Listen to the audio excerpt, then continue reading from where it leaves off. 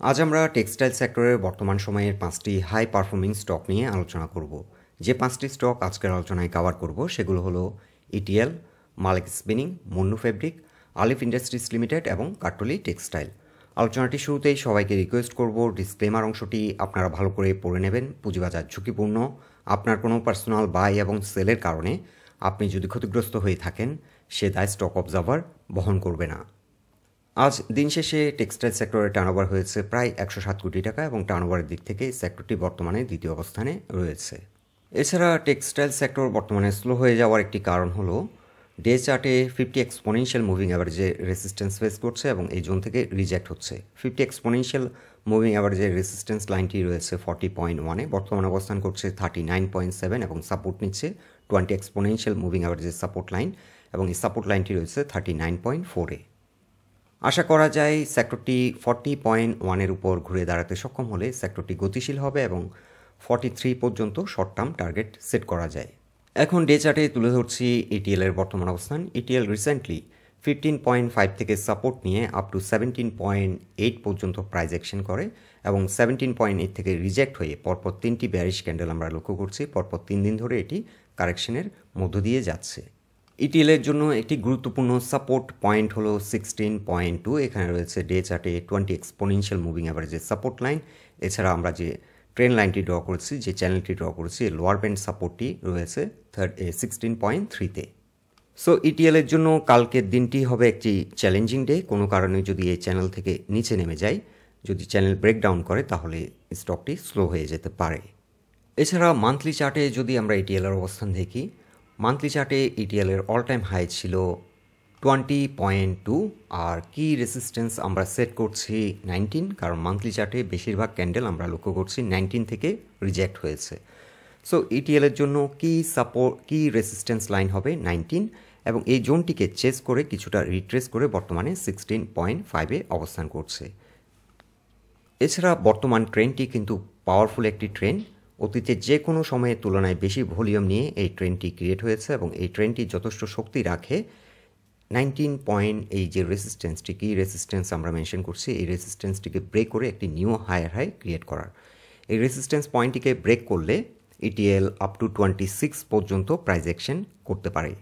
So যদিও বর্তমানে কিছুটা কারেকশনের মধ্য দিয়ে যাচ্ছে, কিন্তু ইটিএলের বর্তমান ট্রেন্ডটি একটি পাওয়ারফুল ট্রেন্ড এবং যে কোনো সময় স্টকটি ঘুরে দাঁড়িয়ে এই রেসিস্ট্যান্সটিকে আবারও একটি অ্যাটেম্প্ট নিতে পারে ব্রেকআউট করার। আর ইটিএলের জন্য স্ট্রং সাপোর্ট পয়েন্ট হলো 15। ডে চার্টে আমরা যে চ্যানেলটি মেনটেন করছি, এই চ্যানেলটি যদি রেসপেক্ট করে এই চ্যানেলকে এবং কালকে যদি এখান থেকে ইউ টার্ন নেই তাহলে নতুন করে চাইলে আবারও এন্ট্রি নেওয়া যায় এবং শর্ট টার্ম টার্গেট হতে পারে 20.2 থেকে 20.5। এখন ডে চার্টে তুলে ধরছি মালেক স্পিনিং মিলস লিমিটেডের অবস্থান। মালেক আজ ডে এন্ডে 37.1-এ ক্লোজ হলো এবং 2022-এর যে হাইটি করেছিল 44.1, এখান থেকে আমরা একটি ফিবোনাচি রিট্রেসমেন্ট চার্ট ড্র করেছি এবং লক্ষ্য করছি মালেক 78% পর্যন্ত রিকভারি দিয়েছে। বর্তমানে মালেক স্পিনিংয়ের জন্য একটি গুরুত্বপূর্ণ সাপোর্ট পয়েন্ট হলো 35.8। এছাড়া ডে চার্টে প্রাইস পয়েন্ট লেভেলে যে সাপোর্টটি আমরা লক্ষ্য করছি এটি হলো 36.5। এছাড়া উইকলি চার্টে যদি আমরা আরও ভালোভাবে পর্যবেক্ষণ করি, উইকলি চার্টে বেশিরভাগ ক্যান্ডেল রিজেক্ট হয়েছে 39.5 থেকে। সো মালেকের জন্য এটি একটি গুরুত্বপূর্ণ রেসিস্ট্যান্স পয়েন্ট এবং এই জোনটিতে কমপ্লিট করেছে 78%-এর রিকভারি সাইকেল। অ্যাপারেন্টলি মনে হচ্ছে মালেক এখন 36 থেকে 39 এই জোনটিতে কিছুদিন সাইডওয়ে করতে পারে। সাইডওয়ে করে এটি হয়তো আবার নতুন করে শক্তি নিয়ে এটি অ্যাটেম্প্ট নেবে 39.5 এই জোনটিকে ব্রেকআউট করার এবং ব্রেকআউট দিয়ে হয়তো রিসেন্ট যে হাইটি 2022-এ করেছিল সেই হাইটিকে চেস করবে। মালেকের জন্য আমরা ফার্স্ট টার্গেট এখন সেট করছি 44। যাত্রাপথে যে রেসিস্ট্যান্সটি মালেক ফেস করবে সেটি 39.5 আর গুরুত্বপূর্ণ একটি সাপোর্ট লাইন হচ্ছে 36.5 এবং এরপরে আরেকটি সাপোর্ট লাইন 35.9। এখন ডে চার্টে তুলে ধরছি মুন্নু ফেব্রিক্স লিমিটেডের অবস্থান। মুন্নু ফেব্রিক আজ ডে এন্ডে 31 পয়েন্টে এসে ক্লোজ হলো। গুরুত্বপূর্ণ একটি রেসিস্ট্যান্স ব্রেকআউট করলো 30 প্রাইস পয়েন্টে। এখানে এটি প্রাইস পয়েন্ট লেভেল রেসিস্ট্যান্স ছিল 30.1 কিংবা 30। এর আগের আপডেটে আমরা জানিয়েছিলাম এই পয়েন্টটি থেকে রিজেক্ট হতে পারে এবং কিছুটা রিজেক্ট হয়েছিল আপ টু 26.7 পর্যন্ত এটি নেমে আসে এবং পরবর্তীতে আবারও গতিশীল হয় এবং এখান থেকে ঘুরে দাঁড়িয়ে আজ ফাইনালি এই ব্রেকআউটটি করে এটি আপ টু 32.1 পর্যন্ত প্রাইস অ্যাকশন করেছিল। দিন শেষে যেহেতু কিছুটা রিজেকশন আমরা লক্ষ্য করছি, এই গুরুত্বপূর্ণ জোনটিকে আবারও রিটেস্ট করতে পারে, এই ব্রেকআউট জোনটিকে আবারও রিটেস্ট করতে পারে। সো কালকে হয়তো এখানে যে গ্যাপটি করেছে, গ্যাপটি ফিল আপ হয়তো হতে পারে। ভালো মানি ফ্লো নিয়ে কিন্তু আজকে ব্রেকআউটটি দিল। মানি ফ্লোর দিক থেকে স্টকটি এখন যথেষ্ট শক্তিশালী এবং হিউজ মানি ফ্লো নিয়ে এগিয়ে যাচ্ছে। সো যেহেতু একটি গুরুত্বপূর্ণ রেসিস্ট্যান্স ব্রেকআউট করলো, এখন একটা রিটেস্ট দেওয়ার সম্ভাবনা রয়েছে এবং কালকে যদি কোনো কারণে ফার্দার রিট্রেস করে এই জোনটিতে অ্যালার্ট থাকতে হবে। অনেকে হয়তো আজকে ব্রেকআউট ট্রেড নিয়েছেন এবং সেক্ষেত্রে 29-এর নিচে নেমে গেলে আমরা সাজেস্ট করব স্টপ লস দিয়ে দিতে।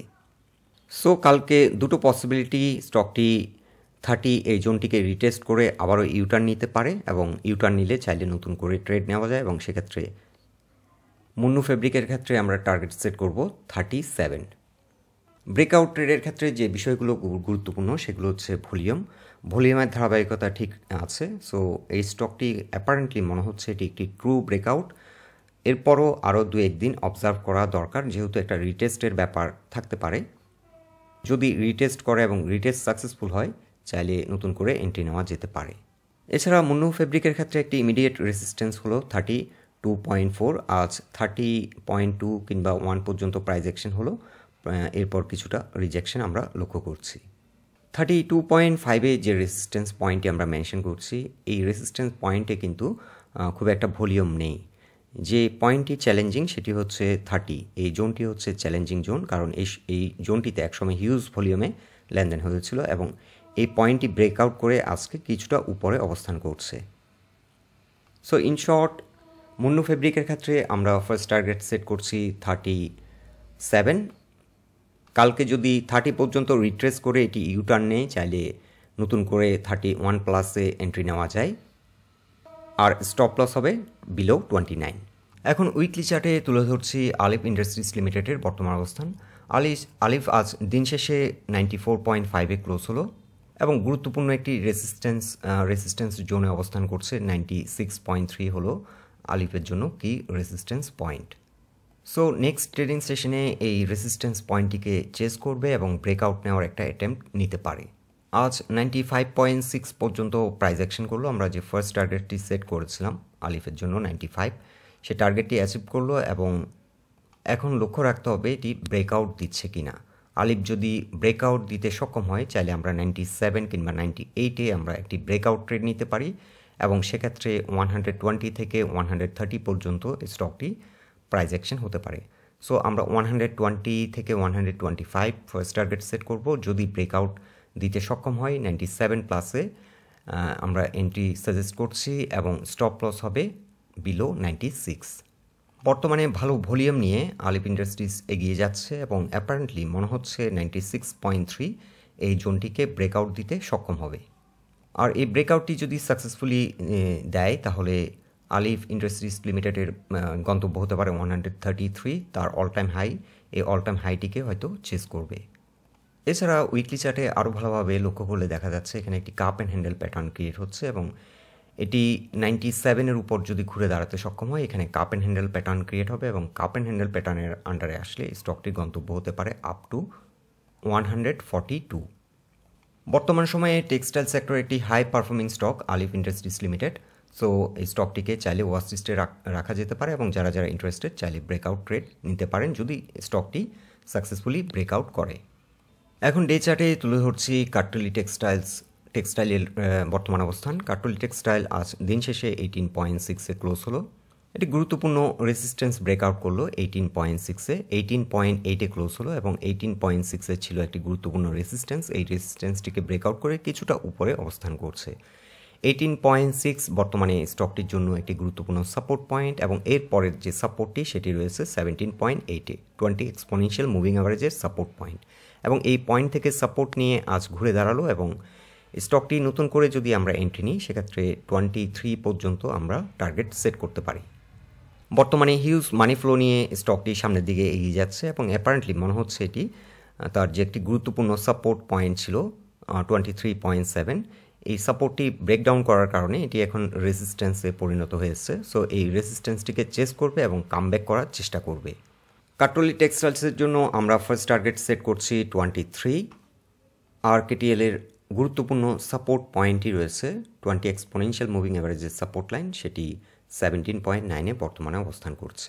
রিসেন্ট হাই থেকে আমরা কাটলি টেক্সটাইলের একটি ফিবোনাচি রিট্রেসমেন্ট চার্ট ড্র করেছি এবং লক্ষ্য করছি 23% যে রিকভারি সাইকেল সেটি রয়েছে 19.6। সো 19.6 হচ্ছে একটি গুরুত্বপূর্ণ রেজিস্ট্যান্স এবং এই রেজিস্ট্যান্সটিকে অতিক্রম করলেই স্টকটি পৌঁছে যাবে 23.7। এটি হচ্ছে 38%-এর রিকভারি সাইকেল। আপাতত আমরা 23 থেকে 23.7 পর্যন্ত ফার্স্ট টার্গেট সেট করছি। যাত্রাপথে যেটি বড় বাধা সেটি হচ্ছে 19.6-এ।